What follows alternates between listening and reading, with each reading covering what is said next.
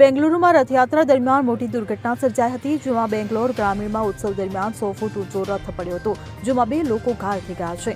ગ્રામીણ એસપીએ હોસ્પિટલમાં સારવાર દરમિયાન એક શખ્સના મૃત્યુની પુષ્ટિ કરી છે. આ ઘટના શનિવાર સાંજના લગભગ 6 વાગ્યાની છે. આ ઘટનાનો વિડીયો સામે આવ્યો છે, જેમાં જોઈ શકાય છે કે કેવી રીતે 100 ફૂટ ઊંચો રથ અચાનક ડગમગવા લાગે છે અને લોકોની ભીડ પર પડે છે. જાણકારી અનુસાર બેંગલુરુના અનેકમલ નજીક હોસુર ગામમાં એક મેળામાં મધુરમ્મા દેવી જાત્રામાં દેવી પ્રતિમા લઈને જઈ રહેલા એક 100 ફૂટ ઊંચો રથ ભીડ પર પડ્યો હતો. કહેવાય છે કે શ્રદ્ધાળુઓ આ રથને ખેંચી રહ્યા હતા, ત્યારે એક જગ્યાએ જઈને આ રથ લોકો પર પડ્યો હતો, જેના કારણે રથ પર સવાર લોકો અને આજુબાજુના રહેલા લોકોમાં અફરાતફરી મચી હતી. Bureau report CN24 news.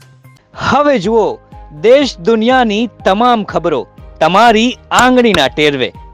ઉઠાવો મોબાઈલ અને Google Play Store પરથી ડાઉનલોડ કરો અમારી CN24 ન્યૂઝ મોબાઈલ એપ.